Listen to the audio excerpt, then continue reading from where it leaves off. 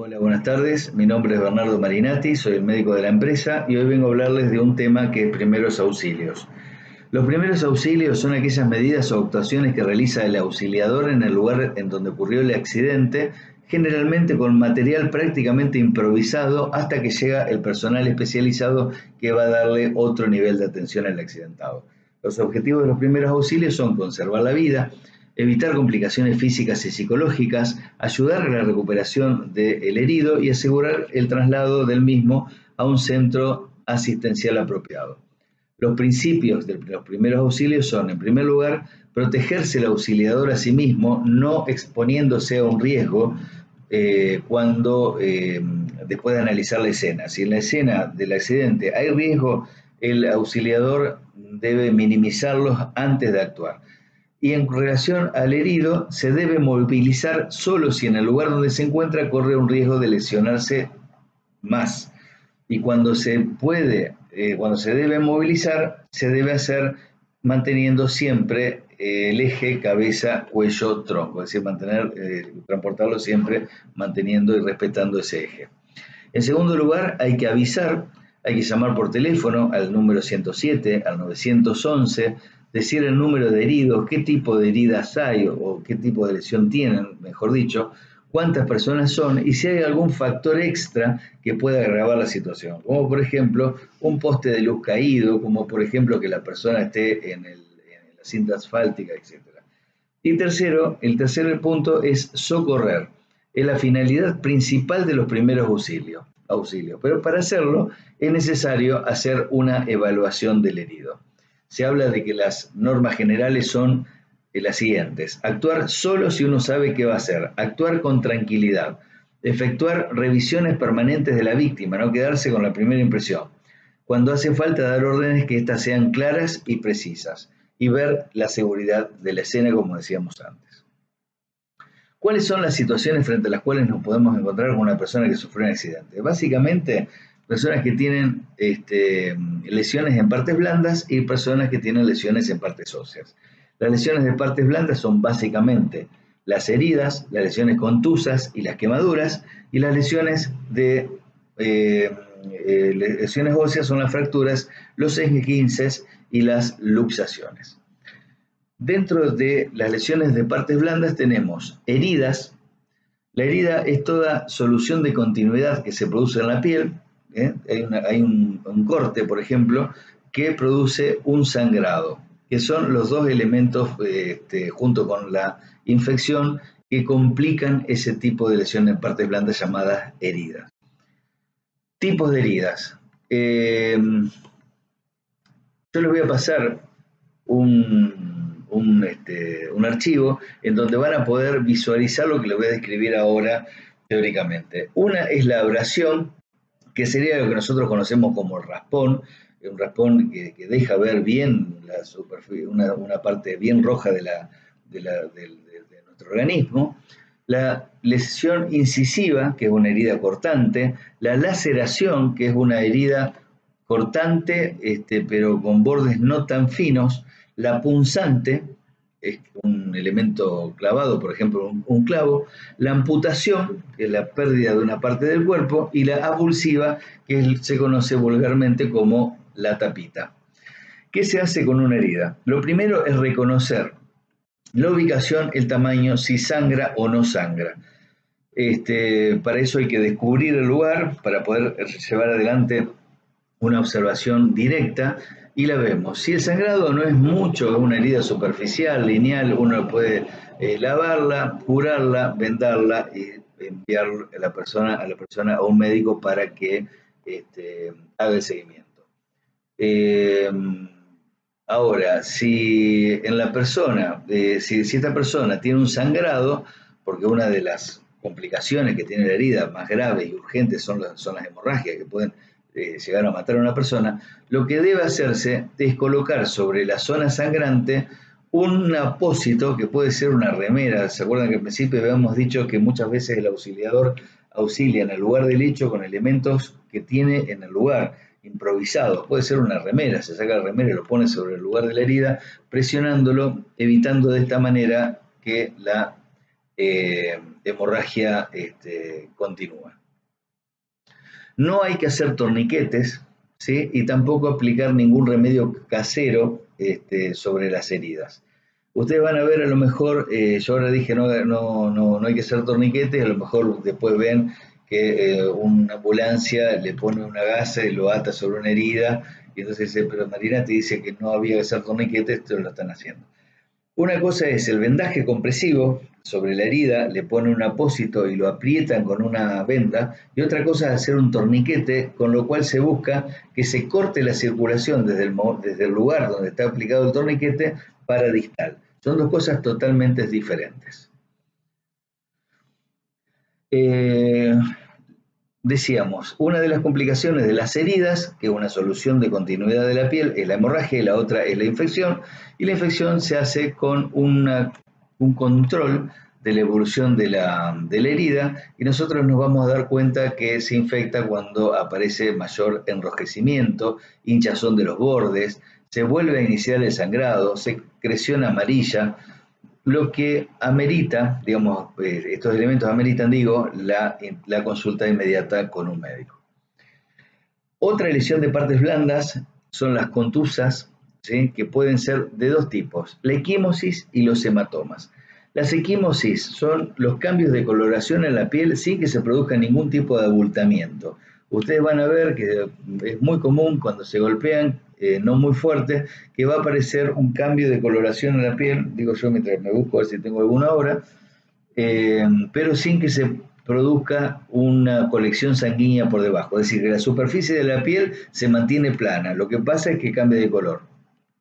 Y el hematoma es cuando la superficie no se mantiene plana, sino que se abulta por la presencia de sangre por debajo de la piel, sin lesión de continuidad. Hablamos que las heridas son lesiones de piel con alteración de la continuidad de la misma y sangrado, y estas, que son las contusas, no tienen lesión en la superficie. Una es, como decía, un cambio de coloración de la piel sin abultamiento, y el hematoma, que se llama equimosis, y el hematoma es un abultamiento por colección de sangre por debajo de la piel sin que haya herida.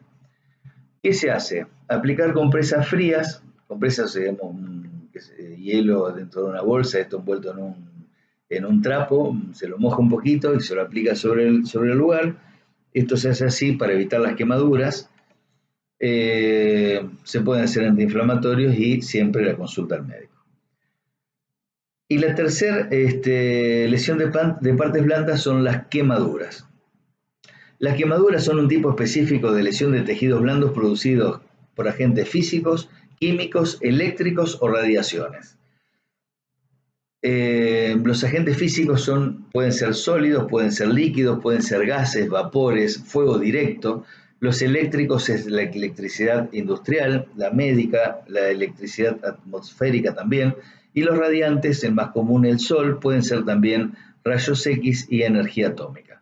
Los agentes químicos, los álcalis y los ácidos, y los biológicos, algunos insectos, medusas, peces eléctricos y batracios. ¿Qué determina la gravedad de una quemadura? La temperatura del elemento que causó la lesión, la duración de la exposición del elemento con la superficie de la piel, la ubicación en el cuerpo, el tamaño de la quemadura y la edad y estado físico de la persona. Nosotros sabemos que la piel tiene tres capas. La más superficial de todas es la epidermis, por debajo de la cual se encuentra la dermis, y mucho más en profundidad la hipodermis. Reitero que voy a mandar un material de esto donde van a poder visualizar lo que estoy diciendo. Les recomiendo que vayan pasando el PowerPoint mientras que escuchan el audio del video para que puedan ver de qué estamos hablando. ¿Cómo se evalúa una quemadura?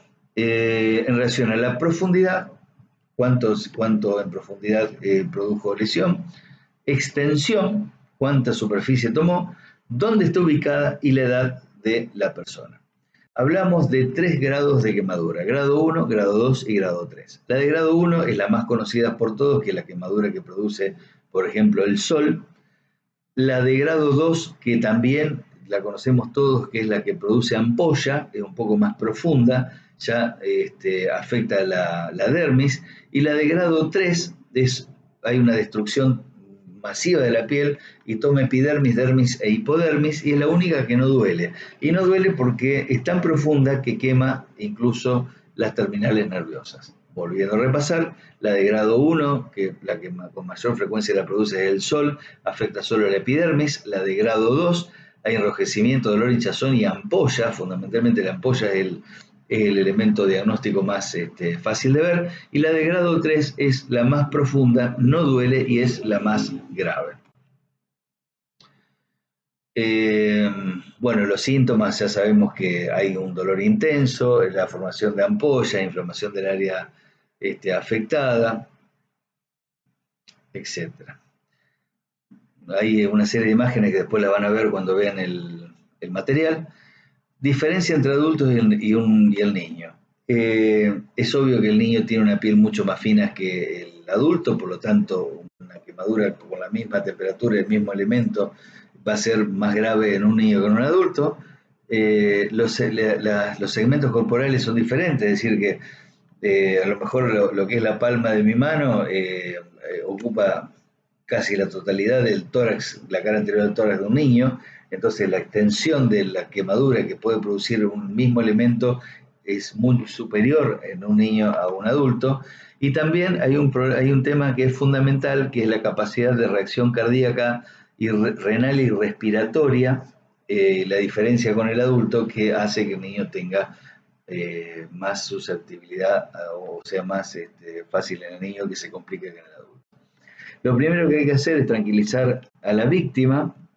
Hay que valorar el tipo de quemaduras, retirar anillos, pulseras, ropa, lo que fuese, bueno, y no romper las ampollas. Pero antes de todo eso, lo ideal es evitar que la quemadura, digamos, se profundice. Cuando sobre la superficie de la piel entra en contacto un elemento caliente, calienta primero la epidermis, después va calentando la dermis, después la hipodermis. Si en el momento de producirse la quemadura uno pone la mano quemada, o el niño, lo que fuese, debajo del agua fría, lo que uno hace es evitar que se profundice la quemadura, enfriando la superficie que había sido quemada recién. Después de esto hay que tapar la quemadura y llevarlo a un centro asistencial. Lesiones óseas.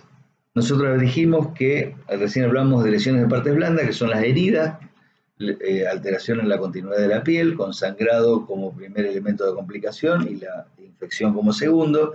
Las lesiones contusas, que dijimos que había dos, equimosis, que solamente cambio de coloración de la piel, y hematoma, que además tiene una colección de sangre por debajo de la piel, y las quemaduras, que dijimos que había 3 grados. Grado 1, la epidermis; grado 2, epidermis y dermis; grado 3, epidermis, dermis e hipodermis. Las lesiones óseas dijimos que son fracturas, esguinces y luxaciones, y podemos decir que las fracturas son cuando se produce una fractura, cuando un hueso se lesiona, total o parcialmente. Las causas las conocemos todos, puede ser un trauma directo, puede ser por una caída de altura o movimiento de rotación. La clasificación más importante de las fracturas es en cerradas y abiertas. Se entiende como fracturas abiertas siempre que el hueso fracturado entre en contacto con el exterior, por más mínima que sea la superficie de contacto. Cuando existe se llama fractura abierta, y cerrada cuando la fractura se mantiene dentro de los tejidos sin haber salido de la piel. Otra forma de clasificar las fracturas son en múltiples o con minutas. Es cuando el hueso en lugar de romperse, supónganse ustedes un hueso largo, en 2 partes, se rompe en varias. La parte central se talla y aparecen varias partes de hueso, eso se llama conminuta. Y también otra forma es la incompleta, cuando la fractura no es total, sino que es parcial, que muchas veces se le da el nombre de fisura, que en realidad el hueso está fracturado o no, digamos, tiene fractura o no tiene fractura, y fisura es como para minimizar un poco el tono del diagnóstico, sobre todo en pediatría, para que no impacte tan negativamente desde el punto de vista psicológico. Otra forma especial de fractura es la del tallo verde, que, como su nombre lo indica, tienen que imaginarse que tienen ustedes en la mano una ramita verde, la van doblando, doblando, doblando, hasta que hace clac, se quiebra, pero ¿qué pasa? Si uno lo mira de afuera está completo, está totalmente completo. Se perdió, digamos, la dureza que le da el tejido en el interior, pero se mantuvo intacto, digamos, en toda la superficie externa. ¿Qué se hace con eso? Se inmoviliza para que la persona no tenga dolor y mantenga la alineación normal, y se espera y se terminó. Después, con el material que les voy a mandar, van a poder visualizar algunos otros tipos de fracturas que hay. Sospecha de fractura, bueno, de más está decir, el aumento del volumen del lugar de afectado, el dolor, la impotencia funcional son elementos por todos conocidos que ayudan al diagnóstico de una fractura. Las luxaciones es cuando un hueso se desplazó de su articulación. Esto generalmente sucede después de que una fuerza muy violenta actúa sobre una articulación, desgarra los ligamentos y hace perder la relación entre los huesos como la tenían antes a través de una articulación sana. Una de las luxaciones más frecuentes de ver es la del hombro, pero hay, pues, digamos, prácticamente todas las articulaciones se pueden luxar, excepto algunas, pero la mayoría de las articulaciones se pueden luxar. Y los esguinces ocurren cuando se produce una torsión en la articulación. Es muy frecuente el esguince del tobillo, es lo más común que hemos visto. Hay básicamente 3 grados. Grado 1, cuando el tobillo se dobla, hace una distensión, pero no pasó nada. Hielo, antiinflamatorio, 2 o 3 días está bien. Esguince de grado 2, que vas a ver que generalmente se utiliza una bota de Volcker, que está siempre hablando de tobillo, ¿no? Que produce, con lo cual se busca la inmovilización por 10 a 15 días más antiinflamatorios, y a nivel anatómico se produce una lesión en los ligamentos, pero que es parcial, que menos de la mitad del ancho del ligamento de lo que se rompió, y eso en general cura solo. Y de grado 3, cuando la ruptura es de por lo menos la mitad o más, y es de tratamiento quirúrgico. Los signos del esguince: aumento del volumen, se hincha, hay dolor, incapacidad funcional, y también puede haber equimosis. ¿Se acuerdan lo que hablamos de lesiones de partes blandas cuando era cambio de coloración de la piel? En lugar de ser producido por un traumatismo que viene de afuera hacia adentro, es producido por un traumatismo que viene de adentro hacia afuera y produce la equimosis. En el material que les envío van a ver todo esto que les dije, más algunos ejemplos de inmovilización, que no es para nosotros, sino que esto es un material que se utiliza para capacitación en enfermería, pero bueno, se los voy a dejar, no lo voy a quitar porque seguramente a alguien le va a interesar. Bueno, muchísimas gracias.